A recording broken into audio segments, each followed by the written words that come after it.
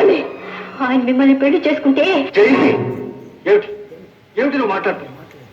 అసలు ఆవిడ ఇక్కడికి ఎందుకు రానిచ్చు? నేనే వచ్చాను. అదే ఎందుకు వచ్చావని అడుగుతున్నా. ఏం రాకూడదా? కొందరికి మనశ్శాంతి కోసం కొన్ని చోట్లు ఉంటాయి. ఆ చోటుకు వచ్చి మనశ్శాంతిని పాడు చేయకూడదనే ఇంగిత జ్ఞానం మనుషులకు ఉండాలి. మనసిచ్చిన వాళ్ళు కొందరు ఉంటారు. మనం చేసే పనులు అవతల వాళ్ళ మనసు ముక్కలు చేయకూడదనే ఇంగిత జ్ఞానం కూడా యువతల వాళ్ళకు ఉండాలి. మనసు మనసు అంటే తెలియని వాళ్లకు మనసుల గురించి మాట్లాడే హక్కు ఉండదు. ఆ హక్కున్న వాళ్ళకి బహుశా మనసు గురించి తెలియదు. తెలుసుంటే ఇంత రాక్షసులా ప్రవర్తించరు. ఎవరు ఎవరు రాక్షసులా ప్రవర్తించింది? నువ్వా నేనా?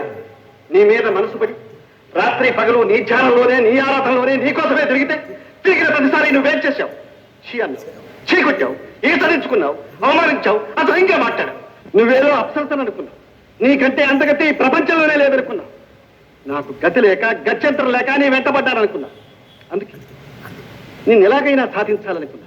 నీ మనసు ఎలా తిప్పాలో అలా తిప్పాను. నిన్ను పెళ్లి దాకా తీసుకొచ్చాను. శుభరేఖలు కూడా వేయించాను. కావాలనే ఈ పెళ్లి వాయిదా వేయించాను. ఇదంతా ఎందుకు చేశానో తెలుసా? పగ, వెంజన్స్. నువ్వు చేసిన అవమానం అన్నిటికీ కలిపి ఒకే ఒక ట్రీట్మెంట్. ఈ లోకంలో అందరికీ తెలుసు మనం ప్రేమించుకున్నామని.